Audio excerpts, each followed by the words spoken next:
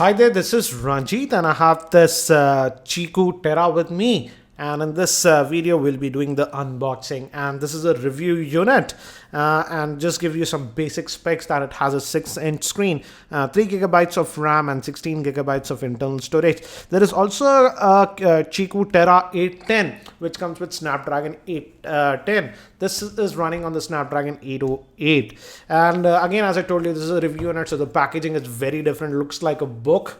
Let's open it up, and this gives us some info about the device itself. It has metallic body, and it has a huge screen. That's a 6-inch screen. Looks like it also has a fingerprint sensor and actually dual camera setup. And it says that the sensor is IMX278 for the color sensor, and also a black and white sensor, that is the IM214. So Sony sensors, and it runs on 360 OS. So this is the device itself. Let's take that out, and as I told you, it's a big device sporting a 6-inch screen.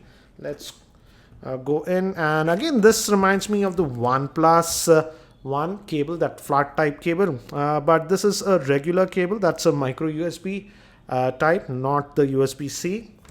And we also get the charger, and it looks like it's a normal charger, 5 volts at 2 amps, but they said that it supports Qualcomm quick charging, so you have to use a separate charger for quick charging. And this is the book SIM ejector tool. Let's open this up, and looks like, yeah, we get a screen guard and a plastic back case. So let me keep these things to the side. So this is the case that we get, and you can put in the device. It's just a back case, just goes in like this, and this is how the device will look with the case on. Again, the cutouts are there for the fingerprint and the camera. So let me just take this out, and let me actually give you a physical overview. Then we will continue. On the top, we have the 3.5mm headphone jack, and do notice the curved design, and this is actually metallic. And on this end, we have the volume rockers and the power on off button. Again, in terms of looks, it looks very sleek, I have to say. On the bottom, we have the vents for the speaker, micro USB for charging, the main microphone. And on this end, we have the slots for your SIM card and the micro SD card. Moving towards the back, we also have a secondary noise cancellation microphone, the dual camera setup, and it also has a dual LED flash. This is the fingerprint scanner, and it says that it's Chiku, powered by 360. And I believe this Chiku brand is a subsidiary of CoolPad, and it sports a huge 6-inch screen. The front-facing camera is supposed to be a 8 megapixel shooter. Let's just boot it up, and I have already added my SIM card to this device, and I have already set it up. So let's just quickly continue, and by the time it boots up, let me give you a configuration overview. This Chiku Terra sports a 6-inch 1080p screen, which comes to a PPI of 386. It is powered by the Snapdragon 808 chipset, which is a 6-core processor. It comes with 3 gigabytes of RAM, 16 gigabytes of internal storage. It also has a micro SD card slot. Moving towards the camera, it sports dual 13 megapixel rear-facing camera, a 8 megapixel front-facing camera. Moving to the battery is sealed inside, which is a 3700 milliamp hour battery. It also has a fingerprint sensor, and it does support fast charging. So I have just booted up, and as you can see, let's just unlock, and the UI is again very different. As I have mentioned, it's a custom UI, and as you can see, you can adjust the brightness, auto brightness. Here are the quick toggles, and we don't get an app tray. As you can see, we just have rows and rows of icons. Let's look at it. I just added my SIM card. I haven't installed any apps or anything. So let's just go to the settings. And if we go to more device, if you go to about the phone, as you can see, it says that the resolution is 1080p, and it runs on the Android version 5.1.1, which is Android Lollipop. Again, it's running a custom skin, so the UI is a little bit different in my opinion. And if we go back, again, I am on the latest update. I did check it, but let's check it again.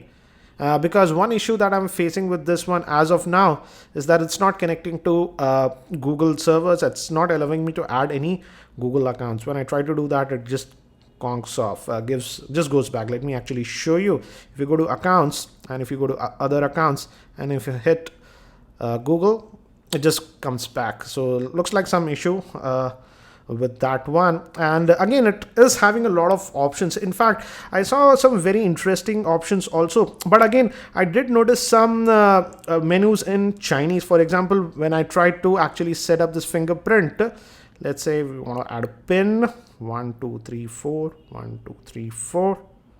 As you can see, something in Chinese, and it's actually not allowing me to go ahead. I tried it. Looks like you need to create the Qihoo account, but that is also giving me an error. So looks like some issue with their server as of now. That should be solved.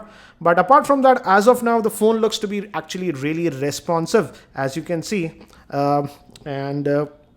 Also, the interesting thing is the camera. I'll show you the camera. I took some snaps. They came out to be good. And it is sporting a 6-inch 1080p screen, as I told you. And the screen quality looks to be good. We have a Chrome web browser. Let's just try that. And this is the keyboard. This is the Android stock keyboard that you get. And initial impressions, I would say the phone looks to be responsive. Also, it did not exhibit any heating issues as of now, even when I set up the phone. Let's go to the desktop mode.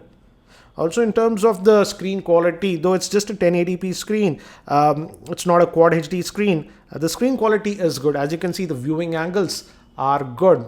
So the screen quality looks to be good. Also, another thing that I have noticed is that though it's a big device, really big device, sporting a 6-inch screen, but the phone is not very heavy. So in terms of the weight balance, it is done very well in my opinion. And again, this is the multitasking tray. Again, as I told you, it's a custom UI, so things are a little bit different.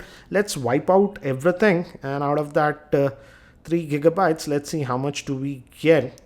And it says that it's used about 1 gigabyte out of that 3 gigabytes. So if you kill all the apps out of that 3 gigabytes of RAM, you get about 2 gigabytes free. As of now, the phone is responsive in terms of UI, but again, when I try to add my Google account, as you can see, it just does not allow me to add the Google account. So that's one issue that I'm facing as of now. So let's quickly look at the, camera. Let's see, the interface is supposed to be a little bit different. And as you can see, by default, we have the photo, beauty, and even the pro mode is there. So we have some manual settings. This is the beauty mode. And in the pro mode, you can set up the ISO white balance exposure and stuff. So that is there. And I have noticed one more interesting mode, that is this SLR mode. I think so in this mode, it uses both these sensors to get that bokeh effect. Let me actually show you. And I've actually taken some snaps in this SLR mode, so let me show you. This is the one that we took. You notice this subtle bokeh effect, but notice this, you get that beautiful bokeh effect. For example, in this picture, it's really evident. So you can get this beautiful effect using the SLR mode. This is all the picture that I took in SLR mode. So initial impressions, the camera looks to be actually good. I will definitely test it out. So initial impressions, it looks like a interesting device if you are looking for a large screen device. Moving to the pricing also, things get a little bit interesting with this one. It's very peculiar. They say that if you have an invite, you can buy this phone for 20,000, but if you don't have an invite, it'll be priced at around 22,000. And this device is sold in India via Gadgets 360 portal, so you have to register via that for invites.